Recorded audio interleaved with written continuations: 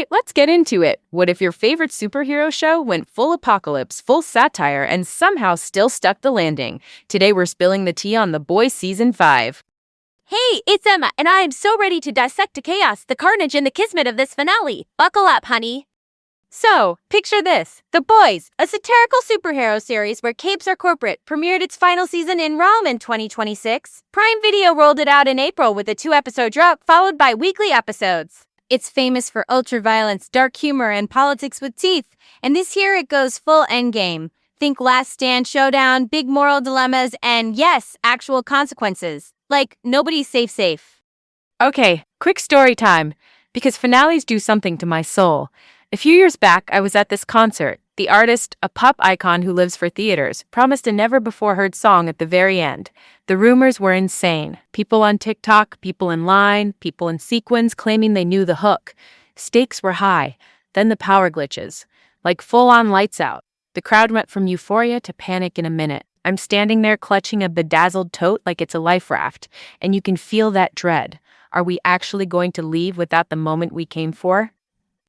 But then backup power hums, the artist struts back, snatches a handheld mic like a sword, and goes acoustic, raw, like Goosebumps City. It was better than the original plan because it was risky and honest. That's what a good finale does. It makes you sweat, then it delivers in a way you didn't predict but absolutely needed. The Boys finale gave me that same buzz. Messy, bold, satisfying in a way that feels earned.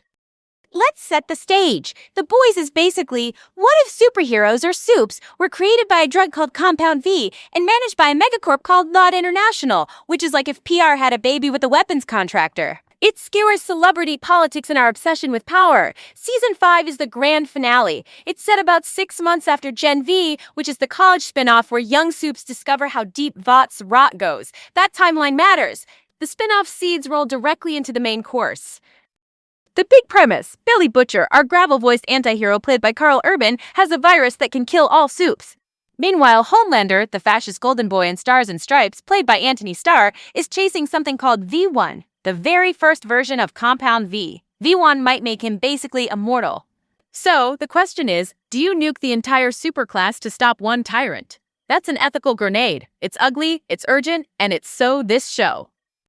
Eric Kripke, the showrunner, is the guy who built this 5-season runway.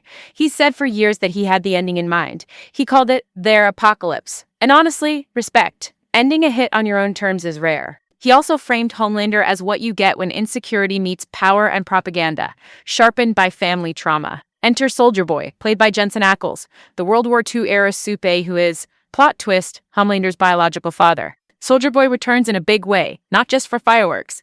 It's about daddy issues weaponized into politics and the tug-of-war over Ryan, Homelander's son, that father-son-grandfather triangle, toxic masculinity, legacy, indoctrination. It's bleak and very on-brand. Speaking of performances, cast shoutouts because performances carried so much of the season's bite. Carl Urban, aka Butcher, still a wrecking ball with a conscience somewhere under the wreckage. Anthony Starr, the smile that lies. Era Moriarty as Starlight, the brave dissenter, she leans hard into resistance this time. Karen Fukuhara as Kimiko, the silent heart who communicates more with a look than most do with monologues. And yes, Jensen Ackles as Soldier Boy again, bigger, messier, funnier, scarier. Also Colby Minifi as Ashley Barrett, the PRC czar hanging on by a high thread count hair. She said the finale made her emotional reading it, and I get it, it feels designed to hug and gut punch at once. Oh, and Daveed Diggs. If you're like, wait, who's that? He's a Tony-winning actor and rapper brought in as Oh Father, a new major role, and he even does an original number, Raise 'Em Up, in episode 7. He usually says no to musical bits and shows, but he did this because it actually serves story. That is the vibe this season. Maximalist, but not random.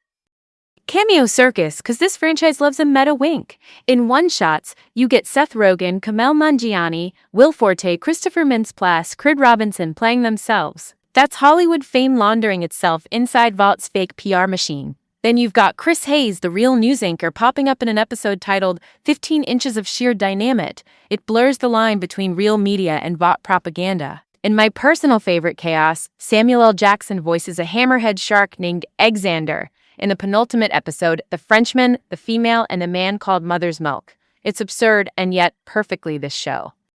Now, let's talk carnage. Kripke said because it's the end, nobody's safe. He meant it. Frenchie, played by Tamar Capone, dies in that penultimate episode. It's devastating, especially for Kimiko. And Kripke has said that choice was always the plan to maximize emotional impact. It's not shock for shock's sake. It punches through the theme of what violence costs, even when you think it's righteous. That choice ties into the season's politics, so quick primer on context in politics. Kripke said they wrote this season before the 2024 election, aiming for an American authoritarianism parable, very 1984, and then real life kept catching up. He joked there's a Homelander line in episode 7 they thought was the craziest thing they could write, and then it sort of happened in reality. That synchronicity makes the satire sting. Numbers check, because receipts matter. Nielsen, the U.S. South streaming ratings firm, clocked around 900 million minutes the week of the 2-episode drop, landing near the top of the overall chart, with most viewers in that 18 to 49 sweet spot. Prime Video later said the season reached about 57 million viewers per episode globally over several weeks and delivered their biggest 3-week rating surge. Caveat: platform numbers and Nielsen minutes aren't apples to apples, but both point to huge engagement. Also, distribution-wise, the 2-episode premiere, then weekly drip-fed the discourse.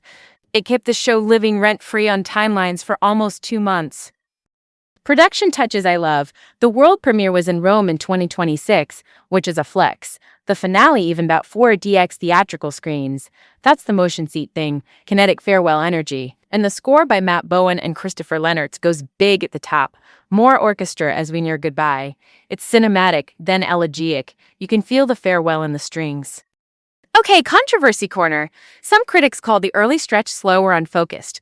Outlets like Empire, Slant, IGN, and the AV Club flagged pacing, said it sometimes reset the status quo too carefully before lighting the fuse. Others like Collider/Film, The Wrap, RogerEbert.com, The Daily Beast, Variety, The Guardian praised the big swings, the performances, the finale that actually felt like a finale.